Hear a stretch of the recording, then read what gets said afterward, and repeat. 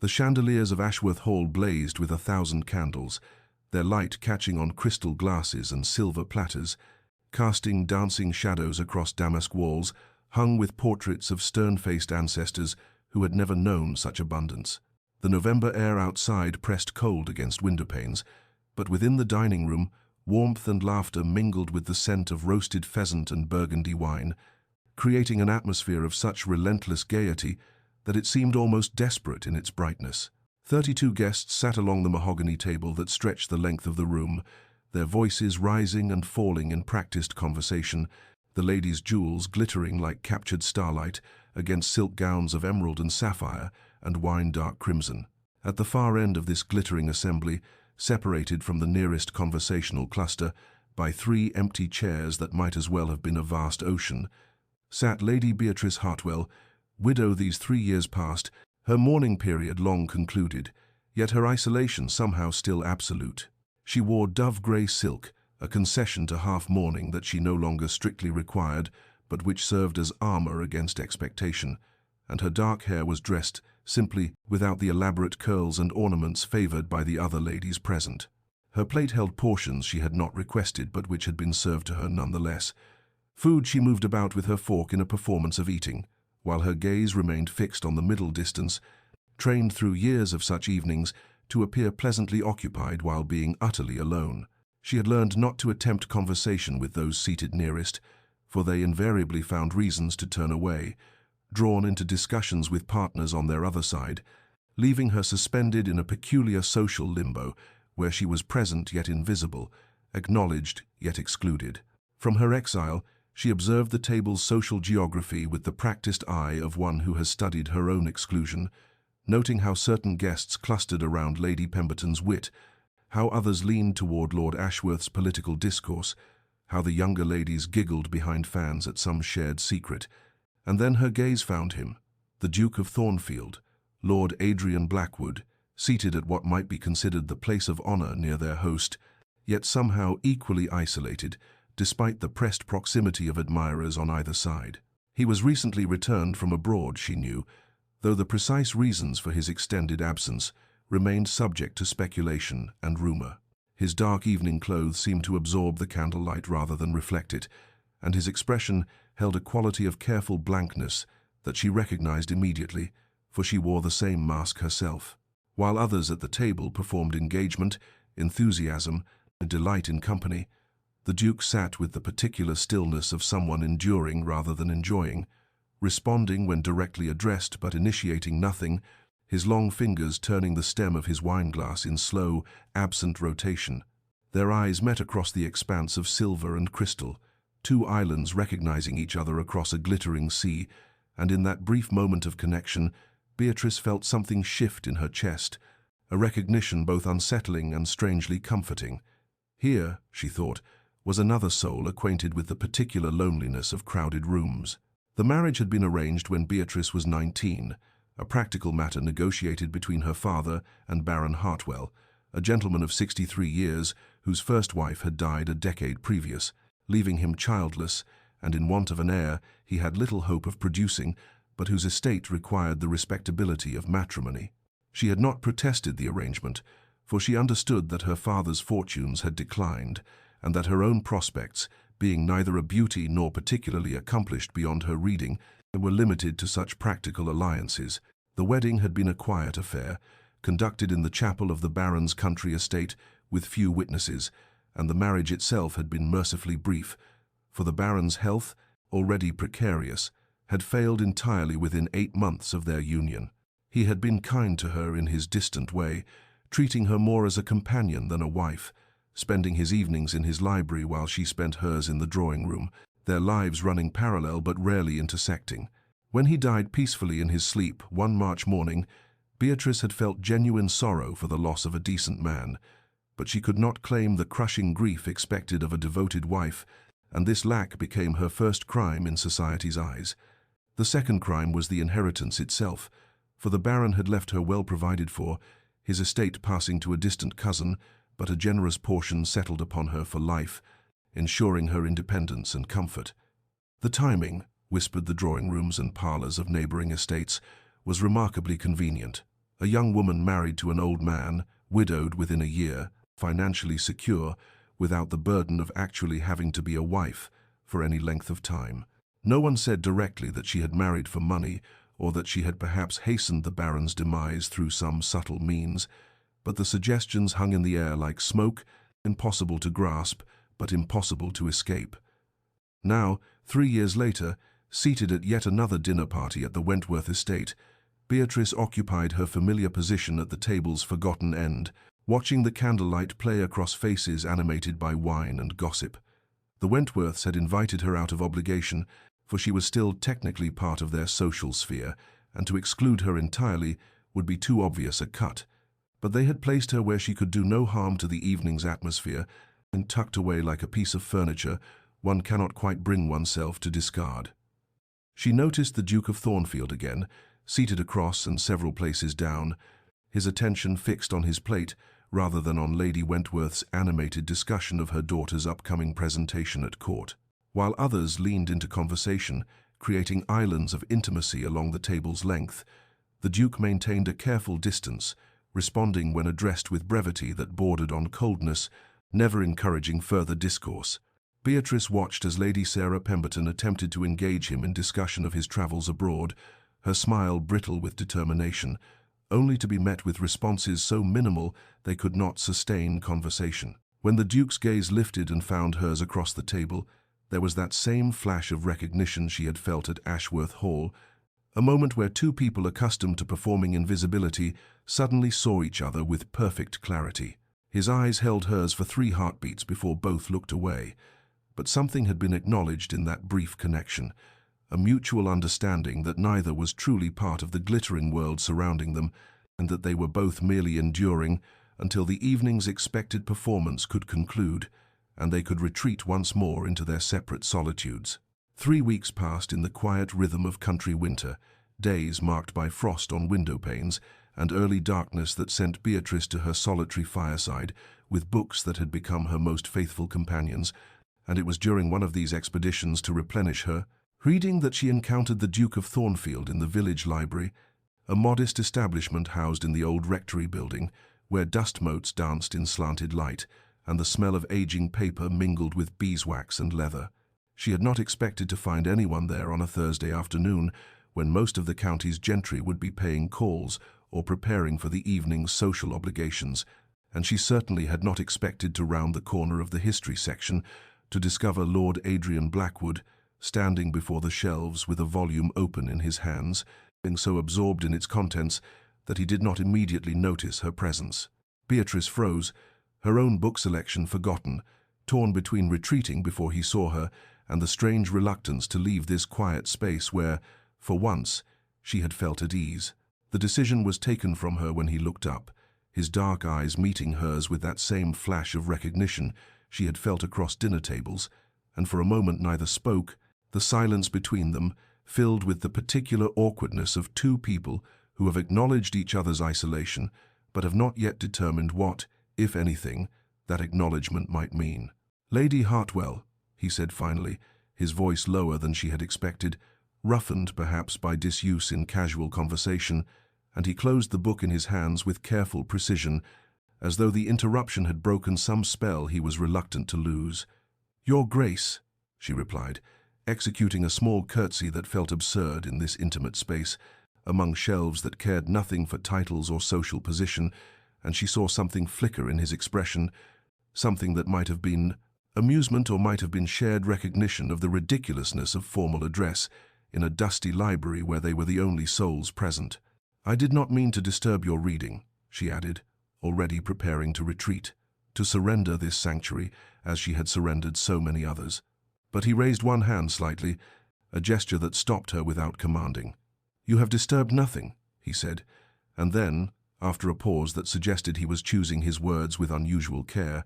"I confess I am curious what draws you to the history section when the novels are housed in the next room, for most ladies of my acquaintance prefer romances to accounts of ancient civilizations." There was no mockery in his tone, only genuine inquiry, and Beatrice felt something unexpected unfurl in her chest, a small spark of defiance, or perhaps simply honesty.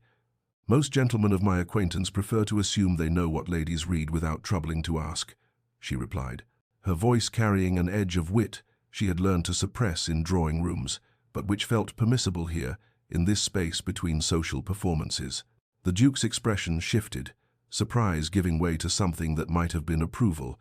and he inclined his head slightly, acknowledging the hit. "A fair observation," he said, and then, gesturing to the shelves around them, "What is your preference, then, if not the romances they expect?" She moved closer, her fingers trailing along leather spines as she considered how much truth to offer this man, who was still essentially a stranger, despite their shared recognition of isolation. "I prefer histories because they are honest about human nature," she said finally. "Novels promise happy endings and transformations of character that rarely occur in life, but histories show us that people have always been precisely as complicated, as flawed, as capable of both nobility and pettiness as they are now, and there is comfort in knowing that we are not unique in our struggles." She had not meant to reveal so much, and she felt heat rise in her cheeks, certain she had exposed herself as peculiar or overly serious. But when she glanced at the Duke, she found him watching her with an intensity that was not judgment, but rather a kind of hungry attention, as though she had offered him water after a long drought. "Yes," he said simply, the single word carrying weight far beyond its brevity, and in that moment Beatrice understood that he, too, had been performing for so long that genuine conversation had become a rare and precious thing, and this brief exchange among dusty books had unsettled them both in ways neither quite knew how to name. The invitation to Ashworth Hall arrived on a morning when frost still clung to the window panes, the familiar cream-coloured card bearing Lady Ashworth's flowing script, and Beatrice felt the customary dread settle in her stomach as she read the date and time, knowing that another evening of isolation awaited her at that grand table, where she had first truly seen the Duke and understood they were kindred in their exile. She dressed with particular care that evening, choosing a gown of deep emerald that had been her one concession to colour in a wardrobe, otherwise dominated by the greys and lavenders of extended mourning, telling herself that her choice had nothing to do with the possibility of seeing Lord Adrian Blackwood again, though she knew this for the lie it was. The journey to Ashworth Hall took her through familiar countryside, now stripped bare by winter's advance, trees reduced to skeletal silhouettes against a sky heavy with clouds that promised snow, and when she arrived and was ushered into the drawing-room where guests assembled before dinner, she noted immediately that the Duke stood near the windows, his posture speaking of barely contained desire to escape through the very glass he faced. Lady Ashworth fluttered among her guests with practiced grace, her voice carrying across the room as she discussed the evening's arrangements, and Beatrice watched with detached interest as the hostess consulted a small card bearing the seating plan, her expression shifting from certainty to confusion as she glanced toward the Duke, who had turned from the window and was speaking to her in tones too low for others to hear. Whatever request he made caused Lady Ashworth's eyebrows to rise slightly, but she nodded with the kind of indulgent smile one reserves for dukes, whose eccentricities one cannot afford to question, and she made several small marks on her card before tucking it away and announcing that dinner was served. The procession into the dining room followed the usual order of precedence, and Beatrice took her expected place near the end of the long mahogany table, preparing herself for an evening of pretending interest in whatever conversation her immediate neighbours might offer. But when she looked up from arranging her napkin, she found that the landscape of the table had shifted in some subtle but significant way. The Duke sat not at his customary position near the host but several places down, and Beatrice herself had been moved from the very end to a position that, while still not central, it had shortened the distance between them by 3 chairs, a change small enough that most guests would not register it as deliberate, but large enough that she felt the shift like a physical sensation, as though the air between them had become charged with awareness. Throughout the meal, she maintained her usual composure, responding to Lord Pemberton's discussion of his hunting plans with appropriate murmurs and listening to Mrs. Alderton's complaints about her daughter's governess with every appearance of attention, but her true awareness resided always in the space where the Duke sat. Close enough now that she could observe the movements of his hands as he handled silverware with precise economy, close enough to notice when he reached for the salt cellar and passed it in her direction, without her having asked, the small crystal vessel appearing beside her plate as though he had anticipated her need before she herself had recognized it. Later, when her wineglass stood empty and conversation had drawn the attention of the servants elsewhere, she found it quietly refilled, and glancing sideways, she caught the briefest glimpse of the Duke, returning the decanter to its place, his actions so subtle that no one else at the table would have marked them. But she knew, and he knew that she knew. And in this silent exchange of small courtesies, something was acknowledged between them that had no name yet, but which hummed beneath the surface of the evening, like a note too low to hear, but strong enough to feel in one's bones. The rain began as Beatrice emerged from the village church, where she had been paying her respects at her late husband's memorial plaque, a duty she performed monthly, more from obligation than sentiment,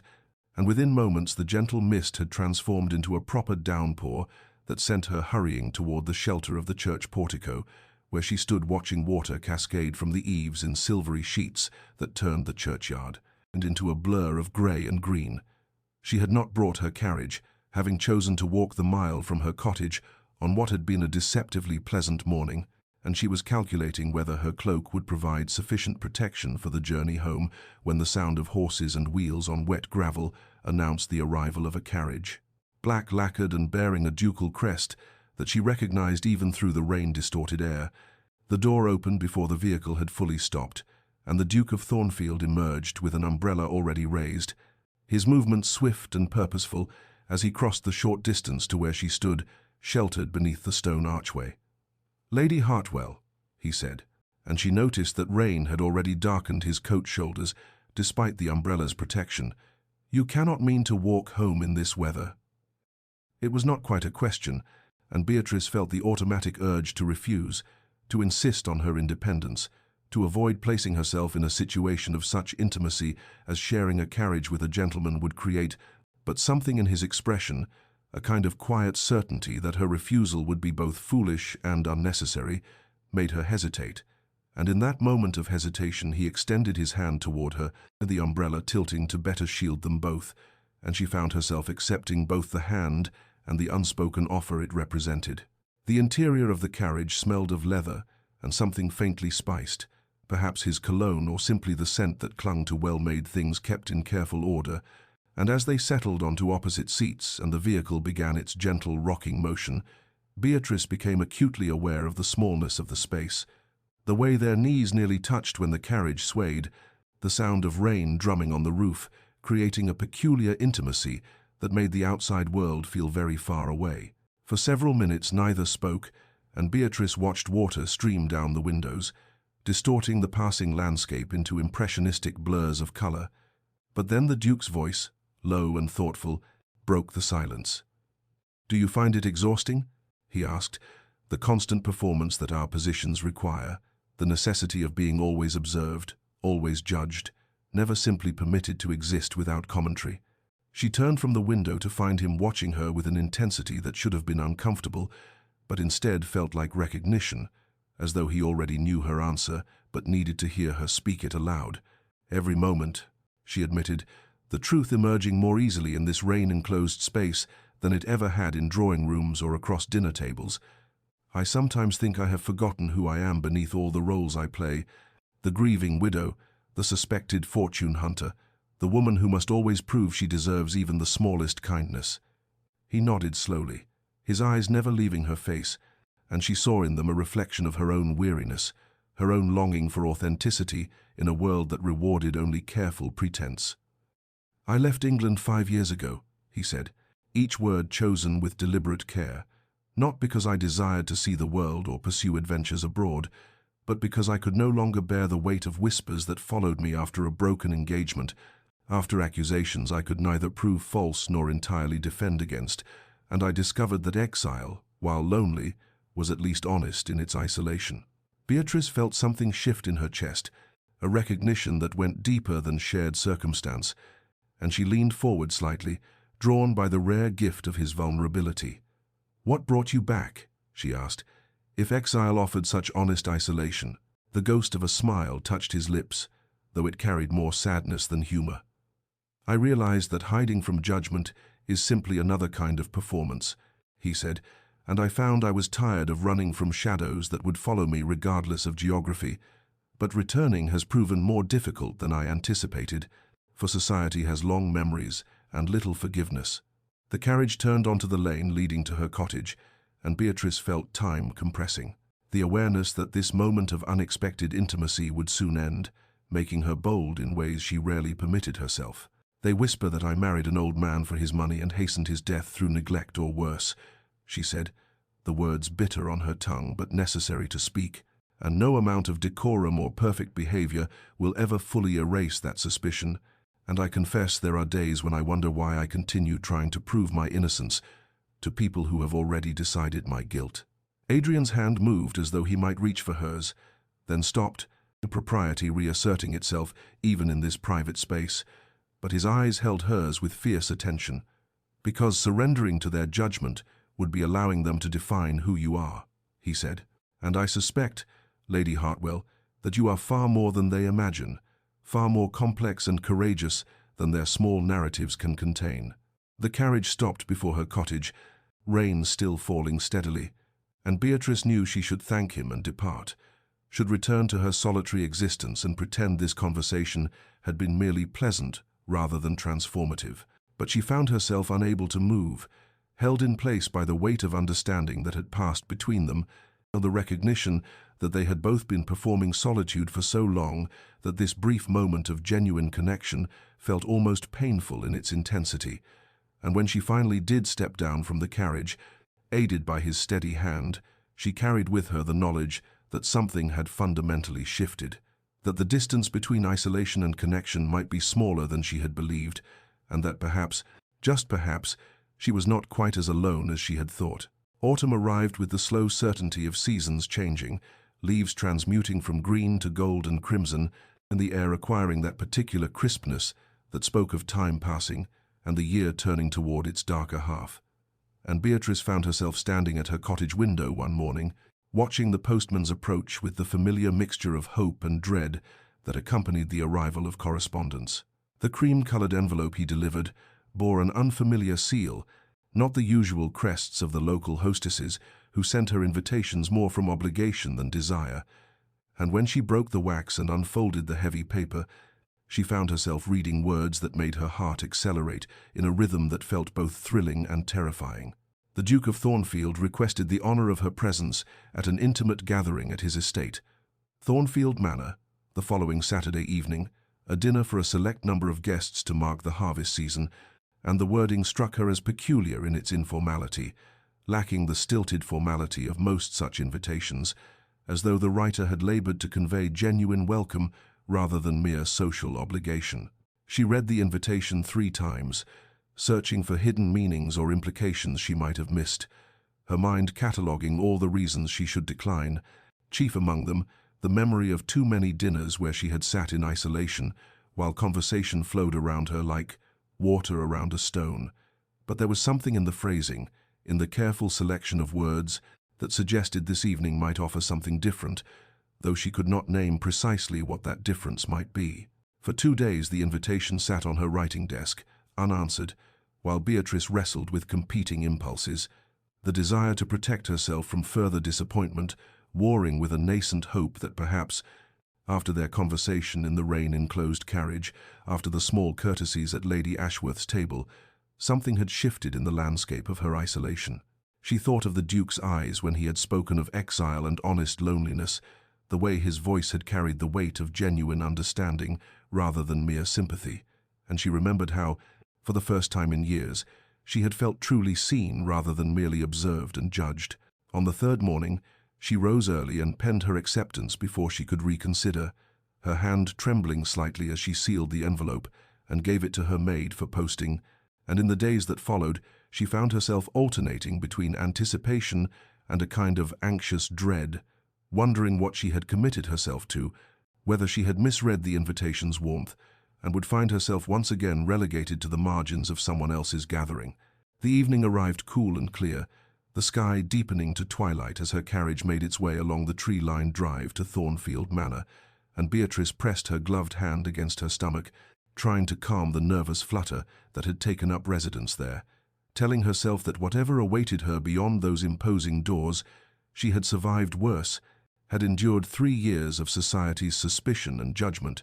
and could surely manage one more dinner party, though even as she formed this thought, she knew that this evening felt different, weighted with possibility and risk in equal measure. And when the footman handed her down from the carriage, and she saw candlelight glowing warm in the manor's windows, she took a deep breath and stepped forward, choosing hope over fear and connection over the safety of isolation.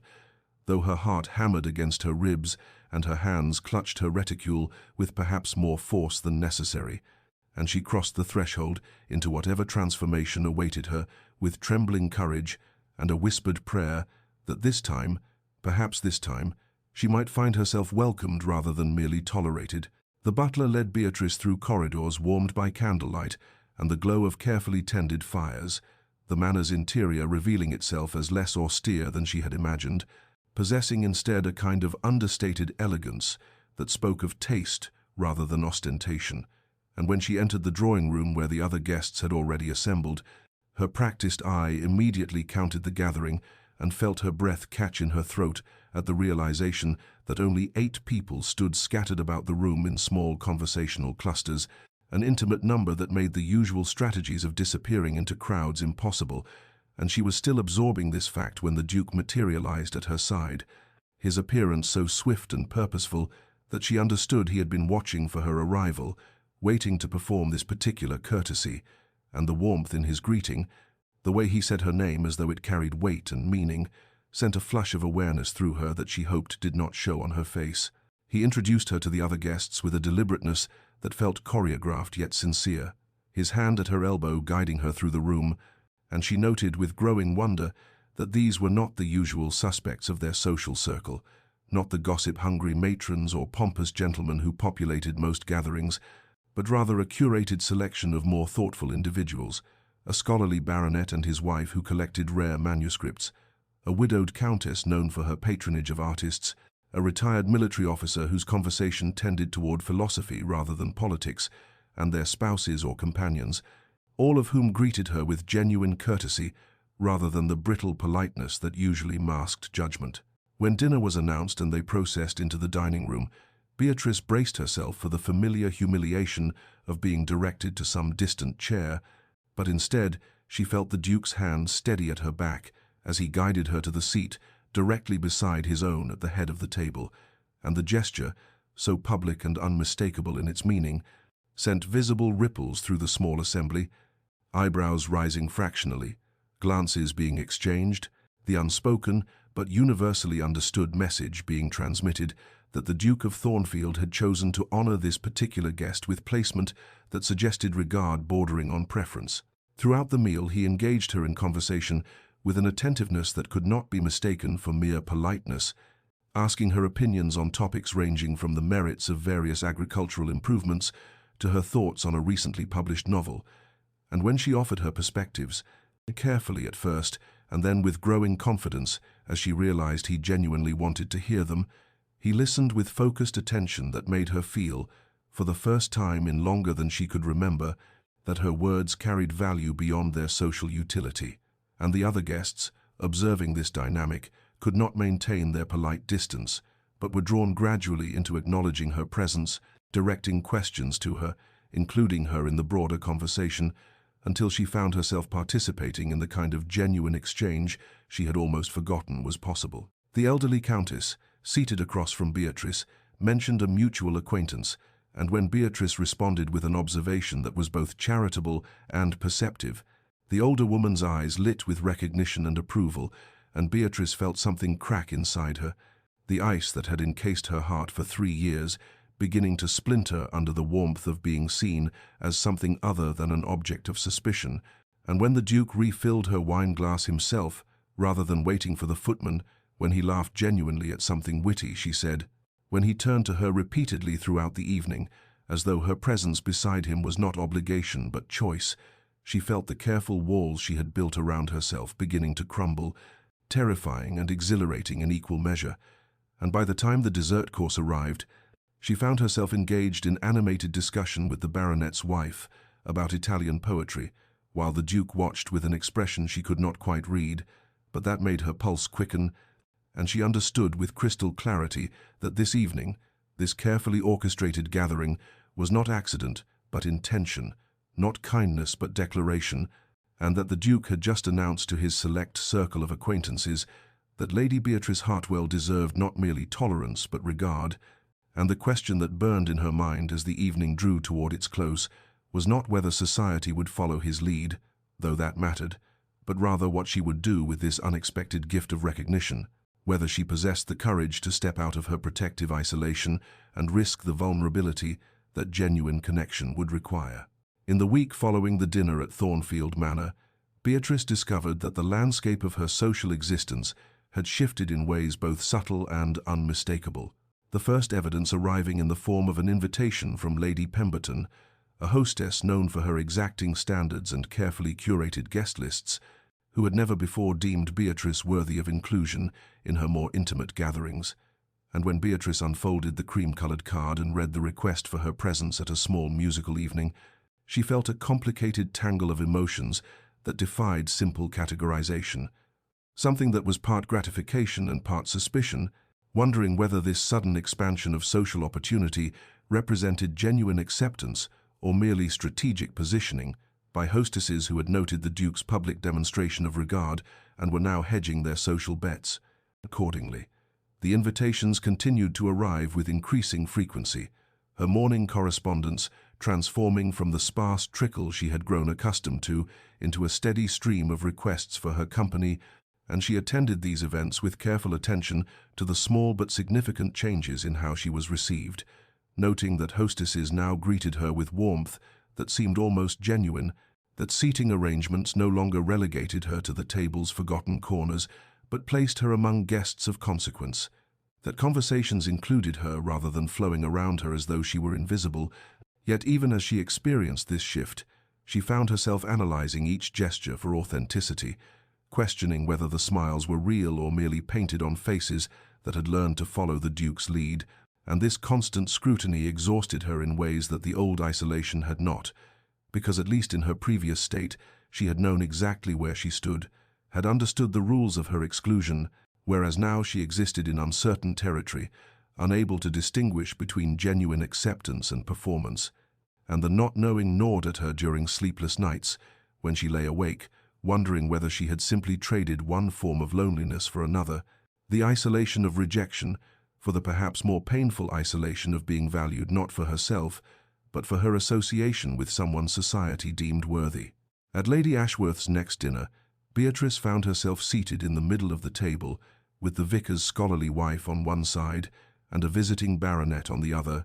both of whom engaged her in pleasant conversation about topics ranging from recent botanical discoveries to the merits of various charitable endeavors, and she participated with appropriate warmth, while simultaneously conducting an internal interrogation of their motives, wondering whether these same people would speak to her with such consideration if the Duke had not first demonstrated his regard. And this dual consciousness, this simultaneous experience of the moment and analysis of its authenticity, created a kind of emotional vertigo that left her feeling unmoored and uncertain, grateful for the improvement in her circumstances, yet resentful of the implication that her worth derived not from any inherent qualities she possessed, but from reflected glory borrowed from someone else's approval, and as the evening progressed, she felt pride warring with gratitude inside her chest, the part of her that had survived 3 years of society's judgment, wanting to reject these belated courtesies as too little too late, while another part, the part that had been desperately lonely for so long, wanted simply to accept whatever connection was offered without interrogating its source too closely, and she left the dinner that night feeling more confused than comforted, wondering whether she had the strength to navigate this new social landscape, or whether she should retreat back into the familiar safety of her isolation, where at least she had known herself to be genuine even if society had found her wanting. And the question that haunted her, as her carriage carried her home through darkness, was whether she could bear to be someone's charity project, even if that someone was the Duke of Thornfield, even if his regard had begun to crack open something in her heart that she had thought permanently sealed, because accepting kindness always meant accepting vulnerability, and Beatrice was no longer certain she possessed the courage required for either. The confrontation came during Lady Ashworth's garden party 3 weeks later, when Beatrice found herself wandering the sculpted paths between rose bushes, still clinging to their late autumn blooms, seeking temporary escape from the drawing room, where too many eyes had tracked her movements with that new speculative interest she had come to dread. And she turned a corner in the maze of hedges, only to find the Duke standing alone by a fountain, his posture suggesting he too had sought solitude. And when he looked up and their eyes met, something in her chest finally broke open. All the questions and doubts and careful analysis she had been conducting for weeks suddenly demanding release, and before she could stop herself the words were tumbling out, asking him why he had done it, why he had singled her out for his regard, whether she was merely a project for his conscience or perhaps an act of rebellion against society's expectations, and she heard the edge in her own voice, sharp with something between anger and fear, asking whether he pitied her, whether he saw her as some wounded creature requiring rescue, and she watched his expression shift from surprise to something more complex, something that looked like pain mingled with understanding, and he stepped toward her slowly, as though approaching something fragile that might shatter at sudden movement. And when he spoke, his voice was quiet but carried an intensity that made her breath catch, telling her that he recognized in her a kindred spirit, someone who understood what it meant to carry the weight of others' perceptions like stones in one's pockets, slowly drowning under the accumulation of judgment and whispers and sidelong glances. And then he began to speak about himself, words coming faster as though a dam had broken, revealing that he had fled England, not for adventure or business as society supposed,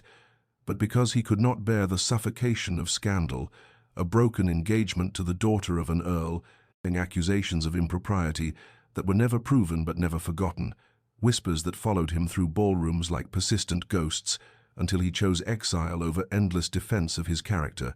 and he had stayed away for 5 years, believing distance would erase the stain, only to discover upon his return that society possessed a longer memory than he had hoped, that people smiled to his face while wondering behind his back whether the accusations had held truth, and he saw in Beatrice someone who carried similar burdens, who understood that once society decided to suspect you, the verdict became permanent, regardless of evidence or innocence, and he told her with devastating honesty that he had not approached her out of pity but recognition, not charity, but the desperate hope of finding someone who would not require him to pretend that judgment did not wound, who would understand that beneath his title and wealth and position, he was simply a man who had grown unutterably weary of performing acceptability for people whose good opinion he no longer valued. And as Beatrice listened to this confession, she felt something fundamental shift inside her. The defensive walls she had built crumbling as she recognized in his words an echo of her own isolation, and she found herself telling him that she had been afraid, terrified actually, that his regard would prove conditional or temporary, that she would discover herself to be merely a convenient companion in his boredom rather than someone valued for her actual self. And he reached for her hand then, a gesture so gentle and deliberate that she did not pull away,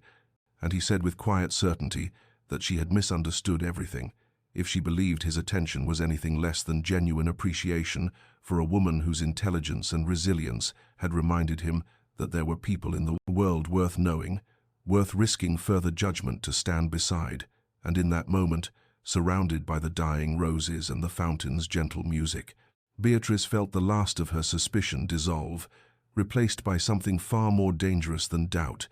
the beginning of hope that perhaps she had found not a benefactor but an equal, not rescue but partnership, and the recognition terrified and exhilarated her in equal measure. The deepening of their connection occurred not through grand gestures or dramatic declarations, but through the quiet accumulation of small moments that built upon one another, like stones forming a foundation, the first of these coming on a frost-touched morning when Beatrice walked the grounds of her modest estate and discovered the Duke standing at the edge of her property where it bordered the public road, and when she approached with surprise, he explained somewhat awkwardly that he had formed the habit of walking early when the world was still and found the paths near her home particularly pleasant, and though neither acknowledged the obvious truth that his estate lay in the opposite direction entirely, they fell into step together as though it were the most natural thing in the world. Their conversation beginning with observations about the changing season and the way morning light transformed familiar landscapes into something strange and beautiful, then gradually deepening into discussions of philosophy and literature, and Beatrice discovered that Adrian possessed not merely education, but genuine intellectual curiosity, that he read not to appear cultured, but because ideas fascinated him,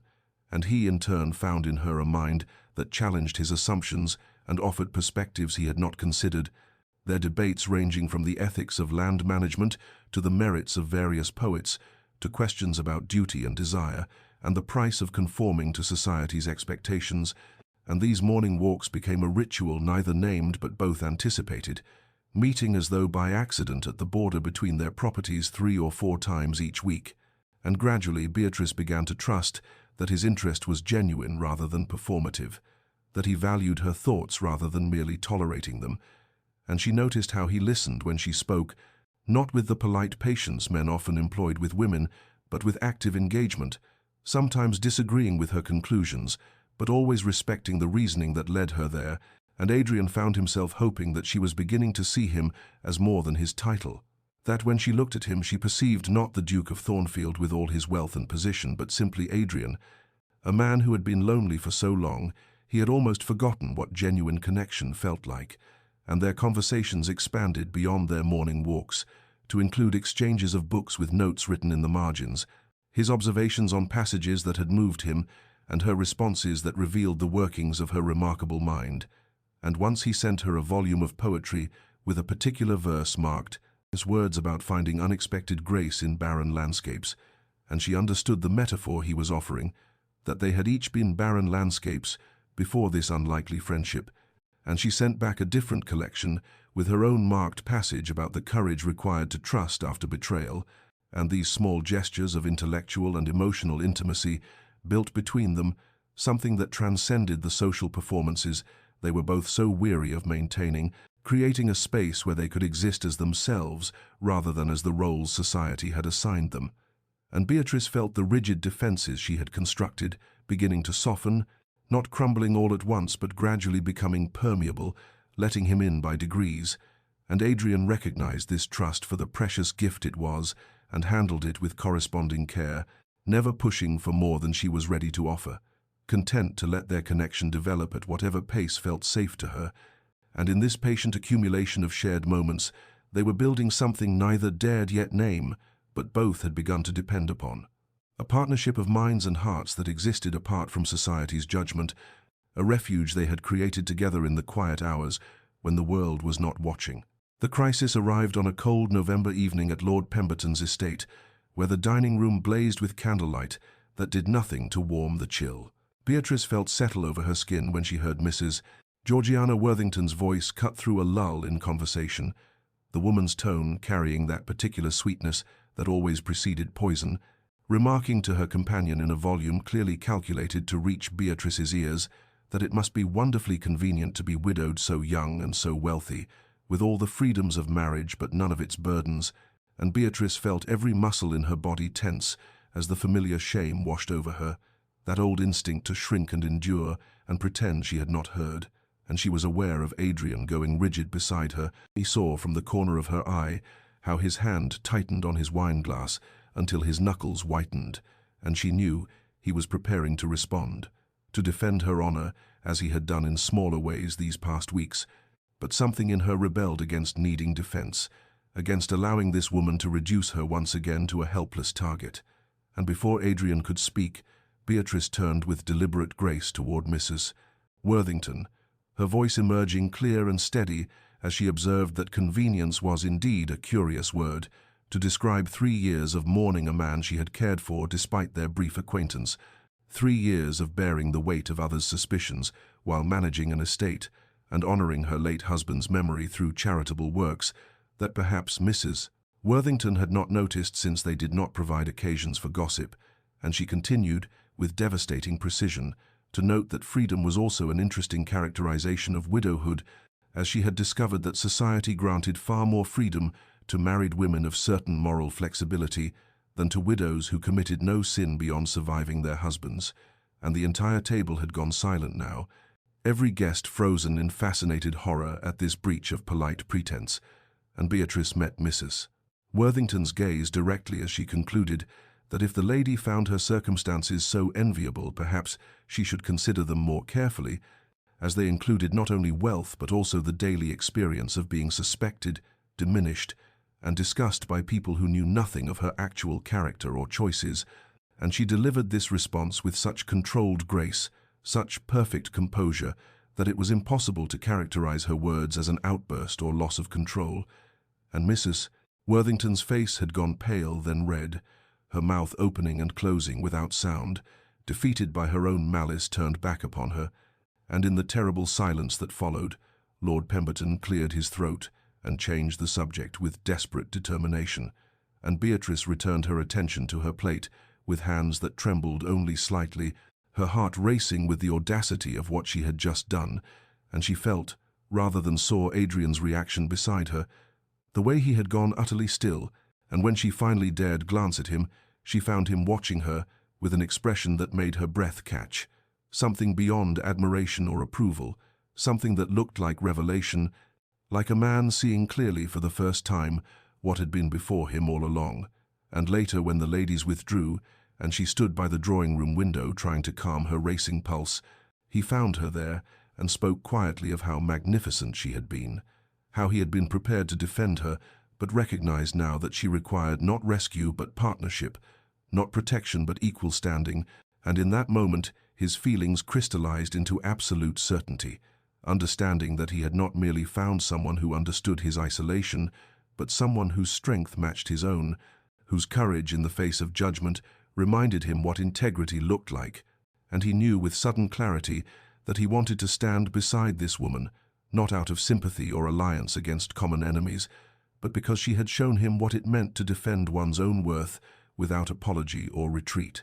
Winter's approach announced itself through bare branches, etching themselves against leaden skies and frost that silvered the lawns each morning, and with the changing season came the inevitable summons of obligation, for Adrian as Duke of Thornfield was expected to host the winter ball that had been tradition for 3 generations, an event that would draw hundreds of guests from across the county and beyond, and the prospect filled him with a peculiar dread that had nothing to do with the logistics of such an undertaking, and everything to do with the woman who had come to occupy his every waking thought,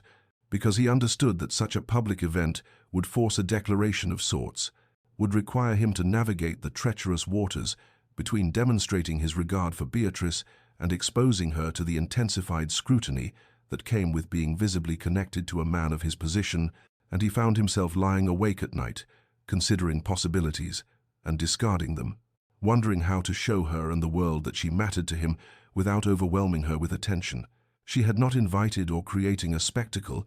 that would make her the subject of even more gossip than she already endured,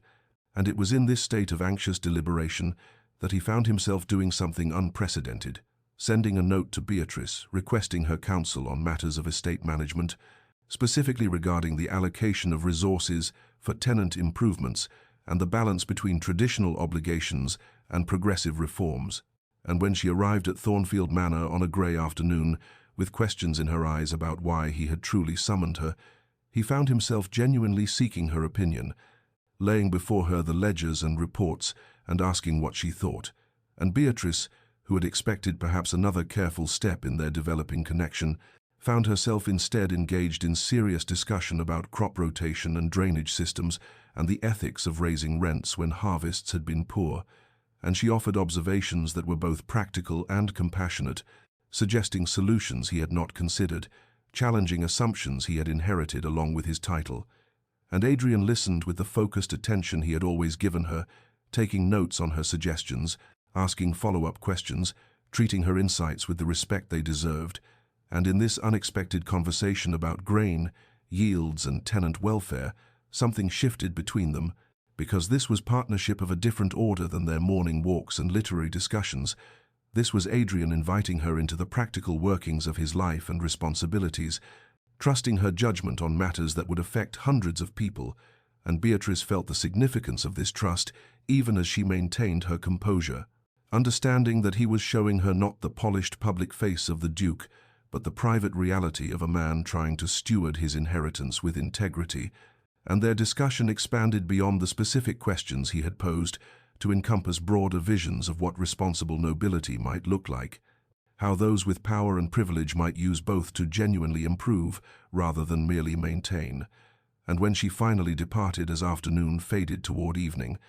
Adrian stood at his window watching her carriage disappear down the drive and realized that what had begun as attraction and developed into friendship had transformed into something far more profound, that he wanted this woman not merely beside him at dinners and in drawing rooms, but as true partner in the work of his life, that her mind and heart and courage were exactly what he needed to become the man he aspired to be, rather than simply the title he had inherited.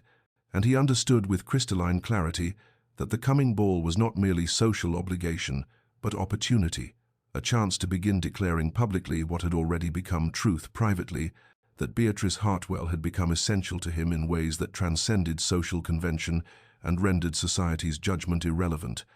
And though he still did not know precisely how to navigate the public declaration without causing her pain, he knew now with absolute certainty that he would find a way, because a future without her partnership had become unimaginable. The night of the Thornfield Winter Ball arrived with snowfall that transformed the estate into something from a fairy tale,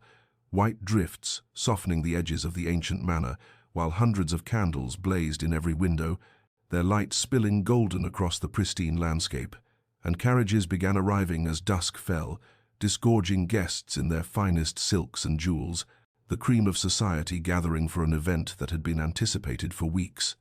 And Beatrice sat in her own carriage as it joined the queue approaching the entrance, her hands trembling inside her gloves, despite the warmth of the heated bricks at her feet, because she understood that tonight would be different from every other ball she had endured, that Adrian's invitation had been specific and personal rather than merely conventional. But she could not predict what form that difference would take or how society would respond, and the anxiety that coiled in her chest made her briefly consider instructing her driver to turn back, to plead sudden illness and retreat to the safety of isolation, except that she had promised Adrian she would come, and she would not break that promise, even as fear whispered that she was walking into another evening of whispered judgment and careful exclusion. And when she finally entered the ballroom, after surrendering her cloak, she was immediately overwhelmed by the sheer scale of the gathering. Easily 300 guests filling the magnificent space, the combined wealth and power of the county assembled in one glittering mass, and she stood at the edge of the crowd, feeling herself shrinking into familiar invisibility, expecting to drift toward whatever corner had been designated for those who did not quite belong, when she heard Adrian's voice cutting through the general noise as he called her name, and she turned to find him moving through the crowd toward her with focused purpose, ignoring the greetings of other guests as he closed the distance between them. And when he reached her, he took her hand with a formality that was nevertheless unmistakably possessive, and asked if she would do him the very great honor of joining him for the opening dance. And Beatrice felt the entire room's attention shift toward them like a physical force, felt the weight of hundreds of eyes marking this moment, understanding its significance, because the Duke always opened his ball with the highest-ranking lady present, and there were at least a dozen women in this room whose precedence exceeded hers. Yet here he stood, requesting her hand with a certainty that brooked no refusal, and she managed to accept with a composure she did not feel, allowed him to lead her to the center of the floor as the musicians began the opening strains of a waltz. And then they were dancing, moving together with a grace born of their morning walks and quiet conversations, and Adrian held her gaze throughout, speaking quietly of how radiant she looked and how grateful he was that she had come, while around them the whispers began, speculation rippling through the assembled guests like wind through wheat, transforming from the malicious gossip she had endured for years into something different, something speculative and uncertain, because a duke did not grant such visible favor without intention, did not make such a public statement unless he meant to declare something significant. And as the dance continued, Beatrice felt something shift inside her chest, felt the familiar armor of defensive isolation beginning to crack as she recognized that Adrian was deliberately, unmistakably claiming her in front of everyone who had ever dismissed or diminished her. And when the dance ended, and he escorted her from the floor with her hand still resting on his arm, the conversations that resumed around them carried a new quality, uncertain respect, replacing casual dismissal, and Beatrice understood that everything had changed, that there would be no going back to invisible safety, that Adrian had ensured she would be seen whether she wished it or not. The days following the Thornfield ball brought a deluge of attention that Beatrice had never experienced. Invitations arriving by the dozen, calling cards accumulating on her silver tray, and everywhere she went, conversations would pause and then resume with altered tenor as people reassessed her significance in light of the Duke's unmistakable favor. And while some of this attention carried genuine warmth, much of it felt calculating, opportunistic, society adjusting its treatment of her, not because their opinion had truly changed, but because association with her now meant potential access to Thornfield and its master, and this realization settled over Beatrice like a cold fog, because she understood the difference between being valued for herself and being courted for her proximity to power, and worse than the opportunism was the emergence of a new form of gossip, whispers that questioned whether the Duke truly understood what he was doing, whether his judgment had been compromised by isolation or eccentricity, suggestions that surely a man of his position could do better than a widow of questionable reputation. And Beatrice heard these whispers even when they were not meant for her ears, caught the pitying looks from women who seemed to think she was somehow ensnaring a man above her station. And each comment, each look, each subtle intimation that she was unworthy of Adrian's regard worked like drops of acid on her fragile hope, and she began to see her reflection through society's eyes again, and began to question whether accepting his attention was selfish, whether by allowing him to publicly favor her, she was dragging him down to her level rather than being elevated to his, and the fear that had always lived in her chest, the fear that she would somehow contaminate or damage anyone who cared for her, began to grow and spread,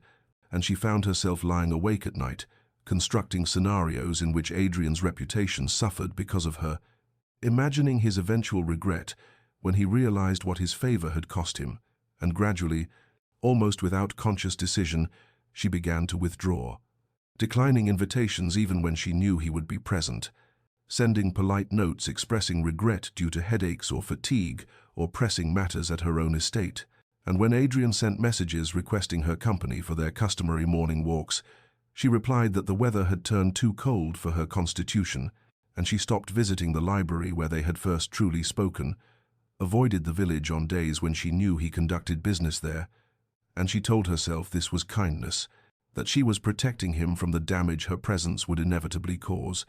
that the most loving thing she could do was remove herself before his association with her created irreparable harm to his standing, and she did not allow herself to acknowledge the pain this withdrawal caused her, did not admit that every declined invitation felt like tearing away a piece of herself, because she had learned long ago to endure pain in silence,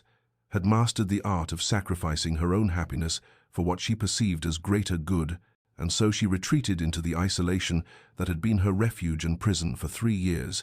telling herself it was necessary, inevitable, the only honorable choice, even as her heart whispered that she was making a terrible mistake. Adrian noticed Beatrice's withdrawal within days, recognized the familiar pattern of strategic retreat because he had employed the same tactics himself during those terrible months before he left England, when every social interaction felt like navigating a minefield and the only safety lay in absence, and he understood immediately what she was doing and why, could trace the logic of her fear, because it mirrored his own past reasoning. But he refused to allow her to sacrifice herself on the altar of his reputation, refused to permit her to disappear back into isolation in some misguided attempt to protect him from association with her supposed taint. And so on a grey morning when frost still clung to the grass despite the climbing sun, he rode directly to her estate without sending advance notice, without observing the proprieties that would have given her opportunity to refuse him, and when her butler attempted to claim she was not receiving visitors, Adrian simply stated that he would wait in her drawing room until she was, his tone carrying the unmistakable authority of a duke who was accustomed to having his requirements met, and so he was shown into the elegantly appointed room where he had sat exactly twice before, both times for brief formal calls that had maintained every proper distance, and he stood at the window overlooking her gardens for nearly 20 minutes before Beatrice finally appeared, her face pale and her hands twisting together in a gesture of anxiety he had never seen from her before, and she began to apologize for keeping him waiting, to offer some excuse about being unprepared for callers, but he cut through her polite deflections with a single direct question, asking why she had been avoiding him, and the bluntness of it seemed to rob her of the careful evasions she had surely prepared, leaving her standing in the middle of her own drawing room, looking suddenly lost. And after a long moment she said quietly that she thought it best if they maintained some distance, that the attention his favor had brought her was not the kind that would serve him well, that she had heard the whispers and knew what people were saying about his judgment and his choice of companions, and Adrian felt something fierce and protective rise in his chest as he listened to her catalogue, her perceived inadequacies, heard her describe herself through the lens of society's cruelest assessments, and when she finally fell silent, he crossed the room to stand before her and said with absolute conviction that he did not care what society whispered, that he had spent years in exile because of society's whispers, and had learned that their opinions held power only if he granted it to them. And Beatrice shook her head and replied that it was different for her, and that his reputation could withstand association with her, but hers would drag him down, that she could not bear to be the reason his standing suffered. And he took her hands then, felt them trembling in his grasp, and told her that the only thing he cared about was what she thought, whether she valued their connection as he did, whether she felt what he felt when they were together. And she looked up at him with tears beginning to gather in her eyes, and confessed that she was terrified, that for 3 years she had been certain she would never feel anything but grief and isolation again, that he had awakened hope in her, and hope was the most dangerous thing she could allow herself, because losing it would destroy her. And Adrian understood in that moment the true depth of her fear, recognized that this was not really about protecting him at all, but about protecting herself from the devastation of caring and then being rejected. And he said gently that he could not promise her that society would ever fully accept them, could not guarantee that choosing each other would be easy or comfortable, but he could promise that he would never willingly let her go, that she had become essential to him in ways he was still discovering, and would she please stop trying to save him from a fate he had chosen deliberately and with full knowledge of its implications. Because loving her was not something he needed to be protected from, it was the first truly right decision he had made in years. The words hung between them in the quiet drawing room, and Beatrice felt something crack open inside her chest, some wall she had built so carefully around her heart beginning to crumble under the weight of his sincerity, and she realized that she had been so focused on protecting herself from potential pain that she had nearly thrown away something infinitely precious, something she had never expected to find again after those dark years of isolation. And Adrian stood before her, still holding her hands, his grey eyes searching her face with an intensity that made her feel truly seen for the first time in longer than she could remember, and she took a trembling breath and said that she needed to tell him something, needed him to understand that when her husband died, she had grieved, but she had also felt a terrible guilty relief because the marriage had been a cage, even if it was gilded. And in the 3 years since she had convinced herself that she was meant to be alone, that wanting more than solitude was somehow betraying the memory of a man she had never loved, and the guilt of that,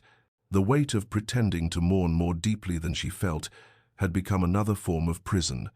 And Adrian's expression softened as he listened, his thumbs tracing gentle circles on the backs of her hands, and he said quietly that he understood guilt, that he had carried his own for years, guilt over the broken engagement that had sent him fleeing England, guilt over the woman whose reputation had suffered when he refused to marry her despite the compromise, guilt over choosing his own integrity over societal expectation, even when that choice hurt someone else.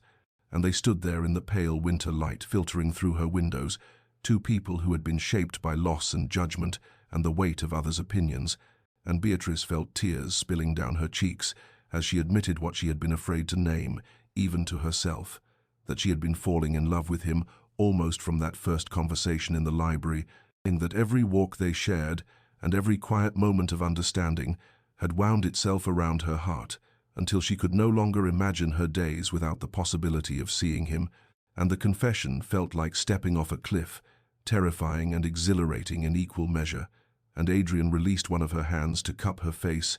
his touch infinitely gentle as he wiped away her tears with his thumb, and he said that she had given him something he thought he had lost forever, that when he returned to England he had been hollow, going through motions of duty without any expectation of joy, and she had shown him that hiding from judgment meant hiding from life itself, that the cost of safety was the loss of all possibility of genuine connection, and he had spent years in exile telling himself it was preferable to facing society's whispers. But she had made him want to be brave, had made him believe that some things were worth the risk of being seen and judged and found wanting, and Beatrice looked up at him through her tears, and saw in his face the same mixture of hope and fear that she felt in her own heart. And she understood that love was always a risk, and that choosing each other meant choosing vulnerability and uncertainty. But the alternative was the slow death of continued isolation, and she had been dying that death for 3 years, and she could not bear to return to it, and so she said yes, yes to whatever he was offering, yes to the terrifying, beautiful possibility of being loved and loving in return, yes to facing society's judgment together rather than hiding from it alone.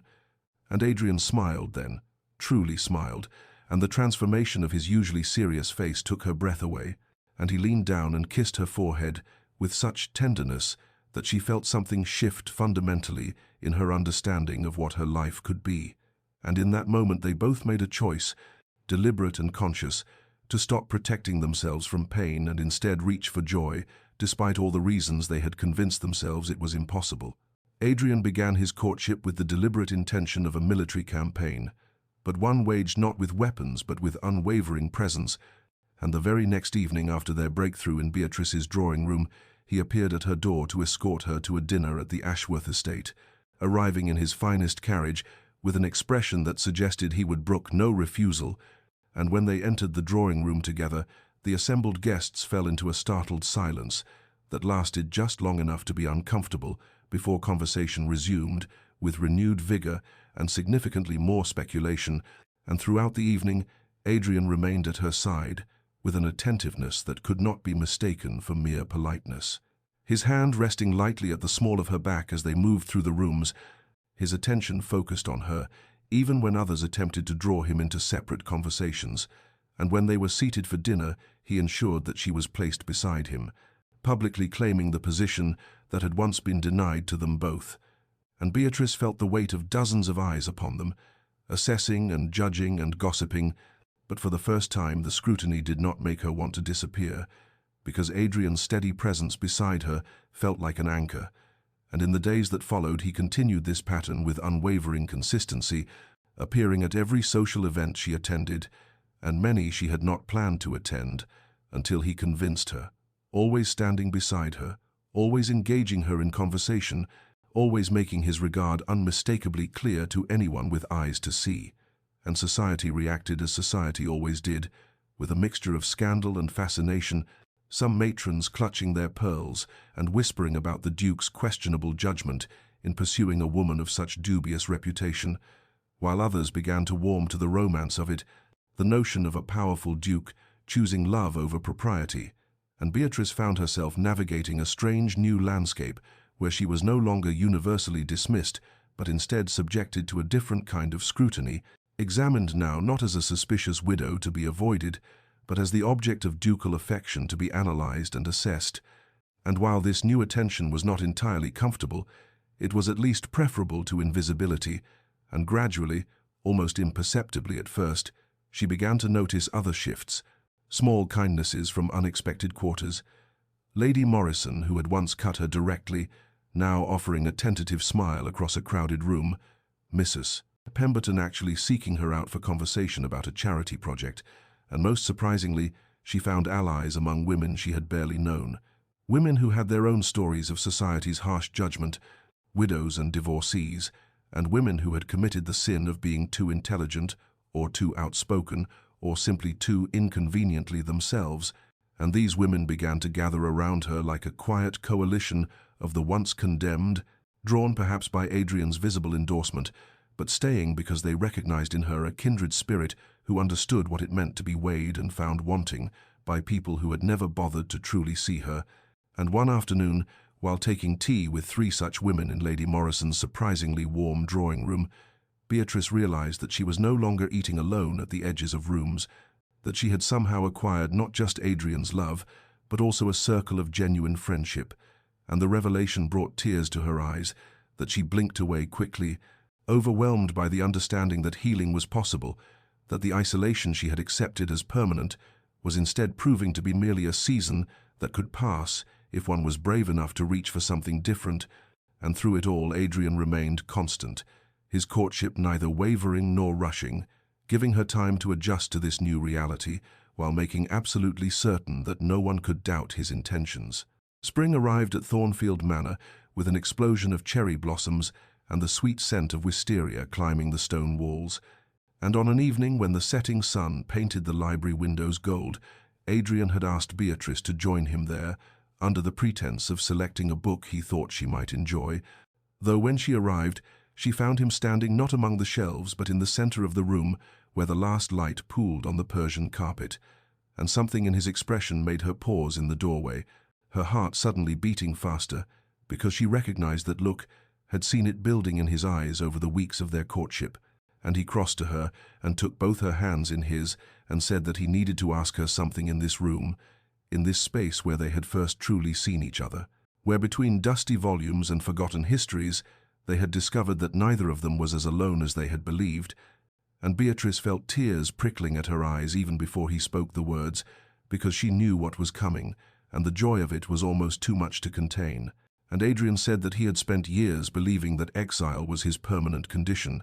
that the price of maintaining his integrity was a lifetime of isolation. And then she had walked into his library with her sharp wit and her wounded eyes, and shown him that there were others who understood the weight of society's judgment, others who had been deemed unworthy by people who never bothered to look beneath the surface, and she had not needed him to rescue her because she was not weak or broken, but rather strong in ways that humbled him, and what he wanted, what he was asking if she would grant him, was not the right to save her but the privilege of standing beside her, of facing whatever judgments and whispers might come not as her protector, but as her partner, her equal, her companion in all things, and he said that he was asking her to sit beside him not just at dinners and balls but in life itself, to be his duchess, yes, but more importantly to be his wife, his friend, his love, to build with him something that neither of them had believed possible when they were sitting alone at opposite ends of crowded tables. And Beatrice could barely see him through her tears, but she could hear the tremor in his voice that told her he was not certain of her answer, despite everything they had shared, and she realized that he was as vulnerable in this moment as she had been in her drawing room when she confessed her love, that proposing marriage meant risking rejection and pain,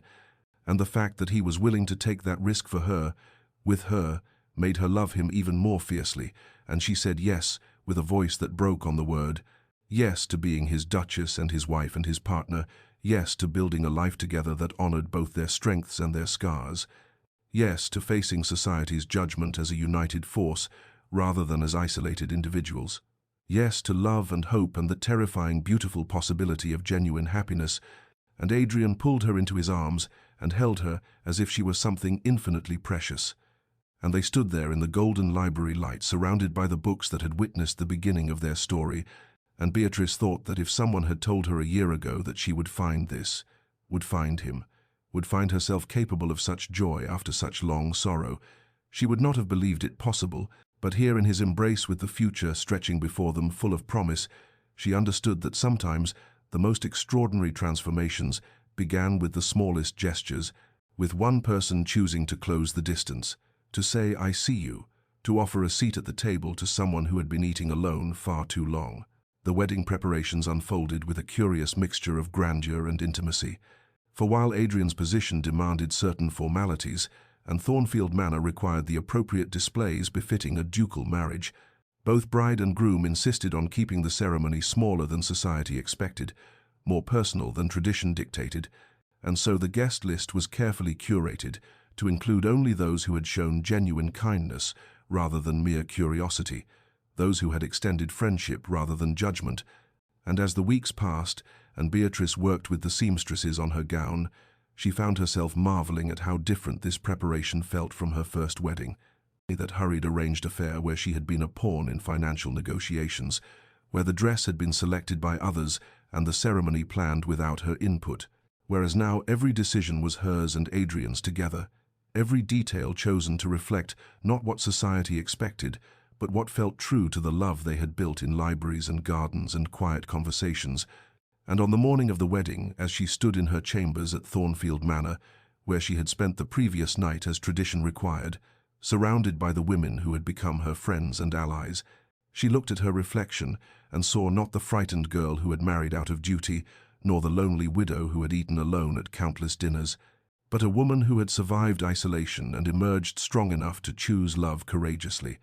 And when the time came to walk down the aisle of the small chapel on the estate grounds, she moved without hesitation, her steps steady and sure, and Adrian waited for her at the altar with an expression that made her breath catch, because she saw in his eyes not just love, but reverence, gratitude, joy, and when they spoke their vows they looked only at each other, speaking the words with such evident sincerity that several guests wept openly, and the ceremony itself was brief but beautiful, filled with genuine emotion rather than empty pageantry. And afterward, as they walked back up the aisle together, husband and wife,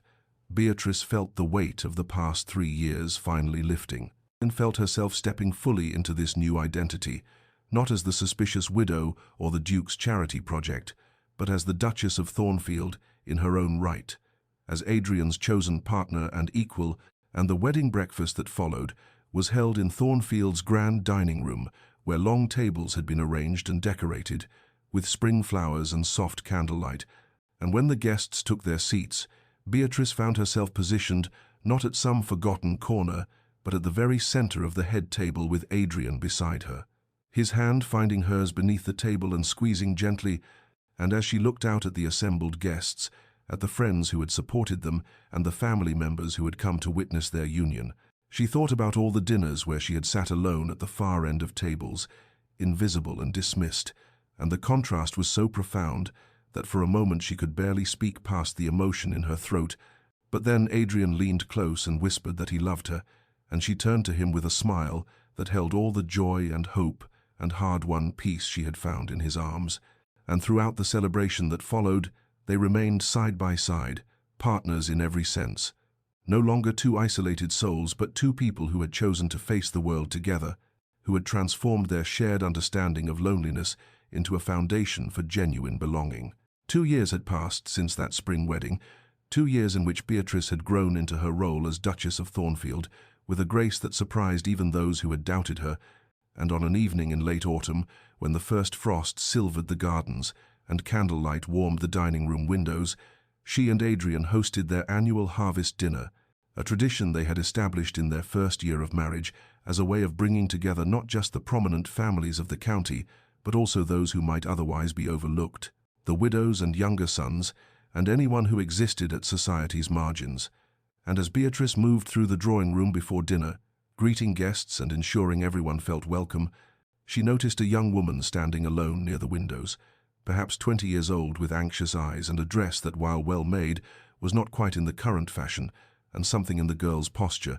in the way she held herself slightly apart as if expecting rejection, reminded Beatrice so sharply of herself 3 years ago that she felt her breath catch, and she observed how other guests seemed to flow around the young woman without quite acknowledging her presence, creating that familiar, invisible barrier that Beatrice knew too well. And when dinner was announced and the guests began moving toward the dining room, Beatrice watched as the young woman followed last, her steps hesitant, and sure enough, when everyone had found their places, the girl was seated at the very end of the long table, isolated by 3 empty chairs on either side. And Beatrice felt Adrian's hand touch her elbow gently, and when she turned to look at him, she saw that he had noticed too, had seen what she had seen, and in his eyes was the same recognition and determination that had first drawn her to him. And without speaking, they moved as one away from their positions at the head of the table and walked the length of the room to where the young woman sat staring at her plate with barely concealed distress. And Beatrice said gently that there had been a mistake in the seating arrangements, that they had specifically requested this young lady's company at the center of the table,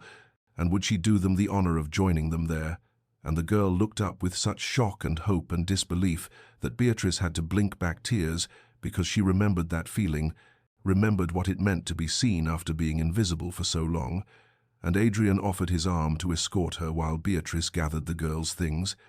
And as they walked together back toward the head of the table, where places were quickly rearranged to accommodate the change,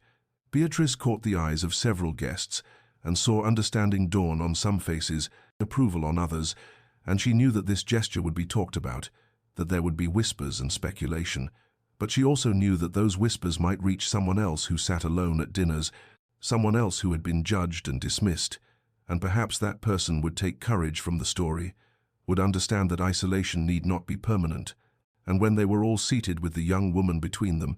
when conversation began to flow and the girl's anxious expression gradually softened into something like cautious joy, Beatrice felt Adrian's hand find hers beneath the table and squeeze gently. And she thought about the journey that had brought them here, about all the lonely dinners and harsh judgments and moments when she had believed herself unworthy of connection, and she thought about how one person's choice to close the distance, to say "I see you," and to offer a seat beside them, had transformed not just her life but her understanding of what was possible. And now here they were extending that same grace to someone else,